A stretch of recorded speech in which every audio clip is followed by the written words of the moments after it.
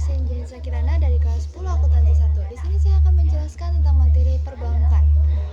Dan saya membawakan materi ini, saya memiliki beberapa subtopik. Yang pertama, pengertian perbankan. Apa sih perbankan? Mari kita bahas. Perbankan adalah bisnis yang melindungi uang untuk orang lain. Dan apa itu bank? Bank adalah lembaga keuangan yang memiliki izin untuk menerima simpanan dan memberikan pinjaman. Namun, mereka juga dapat memberikan layanan keuangan lainnya.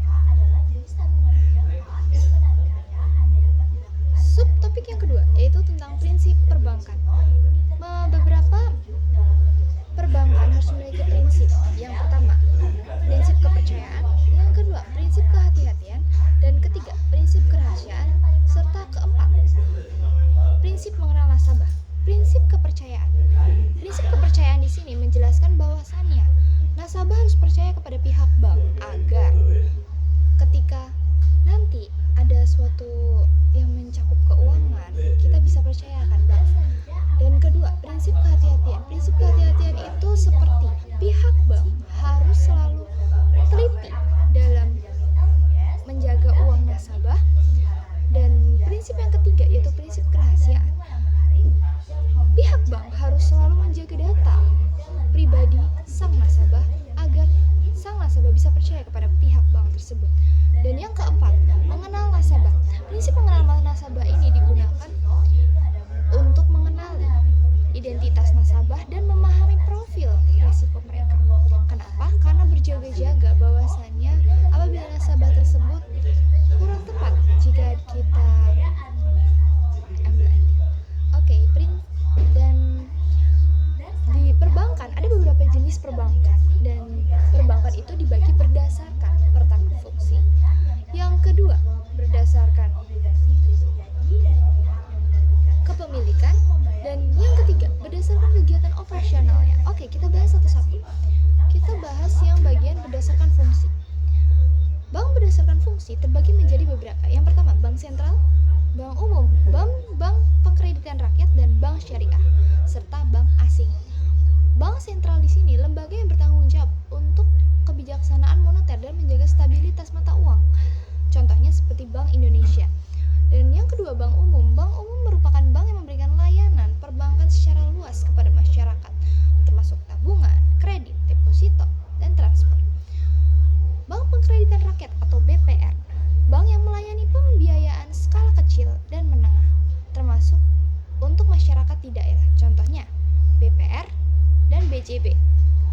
Yang ketiga, bank syariah, bank yang menetapkan prinsip syariah dalam kegiatan usahanya, memberikan jasa dalam lalu lintas pembayaran.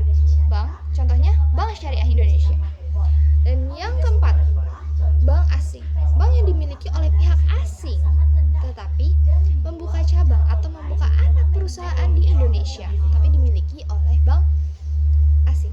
Dan contohnya seperti Citibank atau HSBC. Berdasarkan kepemilikan, bank berdasarkan kepemilikan terbagi menjadi 4 juga. Yang pertama, bank pemerintah. Bank pemerintah ini merupakan bank yang dimiliki sepenuhnya oleh pemerintahan Indonesia. Dan yang kedua, bank swasta nasional. Bank yang dimiliki individu, perusahaan swasta dalam negeri Indonesia. Dan yang ketiga, bank asing. Bank yang dimiliki oleh pihak swasta asing seperti HSE dan Citibank. Yang keempat, bank campuran. Bank yang dimiliki oleh pihak swasta dalam negeri dan pihak asing. Jadi, pihak bank campuran tersebut dimiliki oleh saham pihak di dalam Indonesia dan juga di luar Indonesia. Contohnya Simniaga dan Bank UOB Indonesia. Oke, yang kita bahas yang ketiga, berdasarkan kegiatan operasional. Bank berdasarkan kegiatan operasional terbagi menjadi 3. Yang pertama, bank umum, bank pengkreditan rakyat atau BPR, dan bank sentral. Bank umum menyediakan layanan perbankan secara luas kepada masyarakat baik individu maupun badan usaha, menawarkan berbagai produk layanan seperti tabungan, deposito, transport, dan jasa keuangan digital lainnya. Bank Pengkreditan Rakyat atau BPR melaksanakan kegiatan usaha secara konvensional atau berdasarkan prinsip syariah, memberikan pengkreditan dan menyediakan pembiayaan layanan bank. Dan yang ketiga, mengatur dan menjaga bank sentral yang berfungsi untuk mengatur, menjaga stabilitas sistem keuangan nasional termasuk dalam mengatur jumlah mata uang yang beredar dan menjaga stabilitas rupiah. Oke, kita lanjut ke subtema berikutnya yaitu tentang tujuan perbankan. Sebagai penghimpun dan penyalur dana masyarakat serta bertujuan untuk menunjang pelaksanaan pembangunan nasional dalam rangka meningkatkan pemerataan pertumbuhan ekonomi dan stabilitas nasional ke arah peningkatan kesejahteraan banyak rakyat.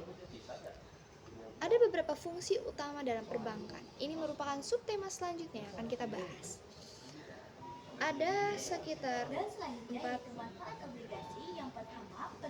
fungsi umum dalam perbankan. Yang pertama, menyalurkan dana. Yang kedua, menyediakan jasa. Dan yang ketiga, menciptakan uang. Serta yang keempat adalah menjaga stabilitas keuangan.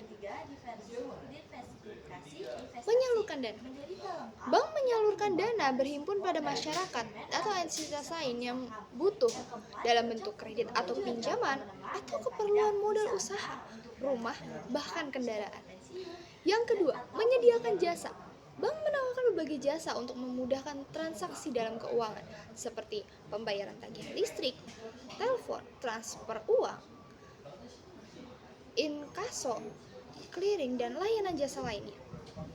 Menciptakan uang.